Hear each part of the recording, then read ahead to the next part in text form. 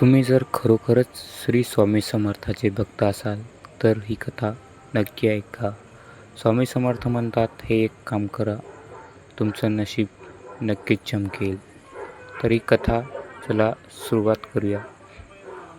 तुमच्या घरात तुळस आहे का? पण तुम्हाला माहीत आहे का, तुळस योग्य ठिकाणी नसेल तर तिचे शुभ फळ मिळत नाही असे मानले जाते. तुळस कोठे ठेवावी, कोठे ठेवू नये, तुळशीचे धार्मिक, वैज्ञानिक आणि आरोग्यदायक फायदे काय आहेत आणि तुळशीशी संबंधित काही आश्चर्यचकित गोष्टी आजच्या व्हिडिओमध्ये जाणून घेणार आहोत. त्यामुळे हा व्हिडिओ शेवटपर्यंत नक्की पहा. तुळशीचे महत्त्व. नमस्कार मित्रांनो, आपल्या भारतीय संस्कृतीत तुळशीला अत्यंत पवित्र स्थान आहे. जवळजवळ प्रत्येक हिंदू घरामध्ये तुळशीचे रोप आढळते. तुळस ही केवळ एक वनस्पती नसून श्रद्धा, आरोग्य, सकारात्मक ऊर्जेचे प्रतीक मानले जाते. तुळशीला संस्कृतीमध्ये विष्णुप्रिया असे म्हणतात, म्हणजेच भगवान विष्णूंना प्रिय असलेली वनस्पती. हिंदू धर्मात तुळशीची पूजा केली जाते आणि अनेक धार्मिक विधीमध्ये तुळशीच्या पानाचा उपयोग केला जातो. तुळशीची उत्पत्ती. पुराणानुसार तुळस ही रुंदा नावाच्या पतिव्रता स्त्रीचे रूप मानले जाते. रुंदेच्या भक्तीमुळे प्रसन्न होऊन भगवान विष्णूने तिला तुळशीच्या स्वरूपात अमरत्व दिले. त्यामुळे तुळशीला विशेष धार्मिक महत्त्व प्राप्त झाले आहे. घरात तुळस का लावावी, आज आपण जाणून घेणार आहोत.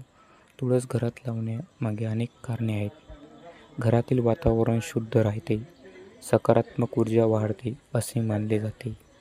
धार्मिक दृष्टिकोनातून शुभ मानली जाते. आरोग्यासाठी अत्यंत उपयुक्त आहे. रोज त्याची पाने आपण खाल्ली तर आपलं आरोग्य चांगलं राहते. अनेक आजारापासून संरक्षण मिळण्यास मदत होते. तुळस कोठे लावावी. वास्तुशास्त्रानुसार तुळस पूर्व किंवा ईशान्य दिशेला लावणे शुभ मानले जाते. ईशान्य दिशा ही देवतांची दिशा मानली जाते. त्यामुळे या दिशेला तुळस असल्यास घरात सुख, शांती आणि समृद्धी येते असे मानले जाते. तुळशीला दररोज किमान 4 ते 6 तास सूर्यप्रकाश मिळणे आवश्यक आहे. त्यामुळे सूर्यप्रकाश येईल अशा ठिकाणी तुळस लावावी. तुळस कोठे ठेवू नये. बाथरूमजवळ ठेवू नये, शौचालयाजवळ ठेवू नये, अंधाऱ्या जागी ठेवू नये, कचऱ्याजवळ ठेवू नये. तुळशीच्या कुंडीत इतर झाडे लावू नयेत. तुळशीभोवती घाण साचू देऊ नये. तुळशीची पूजा का करतात. हिंदू धर्मात तुळशी देवाचे स्वरूप मानले जाते. तुळशीची पूजा केल्याने भगवान विष्णू आणि माता लक्ष्मी याची कृपा प्राप्त होते असे मानले जाते. दररोज सकाळी तुळशीला पाणी घालून नमस्कार केल्याने मन प्रसन्न राहते. संध्याकाळी तुळशीपुढे दिवा का लावतात. अनेक घरामध्ये सायंकाळी तुळशीपुढे दिवा लावण्याची परंपरा आहे. तुमच्या पण घरात असायलाच पाहिजे. यामुळे घरातील नकारात्मक ऊर्जा दूर होते आणि सकारात्मक वातावरण तयार होते अशी श्रद्धा मानली जाते. तुळशीचे आरोग्यदायक फायदे. तुळस आरोग्यातील अत्यंत महत्त्वाची वनस्पती आहे. सर्दी आणि खोकल्यावर उपाय. तुळशीचा काढा घेतल्याने सर्दी, खोकला आणि घशातील त्रास कमी होण्यास मदत होते. रोगप्रतिकार शक्ती वाढवते. तुळशीमध्ये अँटीऑक्सिडंट भरपूर प्रमाणात असतात. त्यामुळे शरीराची रोगप्रतिकार शक्ती वाढण्यास मदत होते. तणाव कमी होतो. ताणतणाव जर आपल्या जवळ असेल तर तुळशीचे पान एक खाल्लेच पाहिजेत. संध्याकाळी किंवा सकाळी उठल्या अत्यंत चांगले आहे. तुळशीचा चहा घेतल्याने मानसिक तणाव कमी होऊ शकतो. पचन सुधारते. तुळशीची पाने पचनक्रिया सुधारण्यास मदत करते. श्वसनाचे आजार. ज्यांना श्वास घेण्यात अडचण असेल त्यांनी रोज तुळशीचे पाणी खावे. दमा आणि श्वसनाशी संबंधित काही समस्यांमध्ये तुळशी उपयुक्त मानली जाते. तुळशीचे वैज्ञानिक महत्त्व. तुळशीच्या पानामध्ये अनेक उपयुक्त घटक असतात. बॅक्टेरियल गुणधर्म, अँटीव्हायरल गुणधर्म, अँटीफंगल गुणधर्म, अँटीऑक्सिडंट गुणधर्म यामुळे तुळस आरोग्यदायीसाठी अत्यंत फायदेशीर मानली जाते. तुळशीबाबत काही नियम.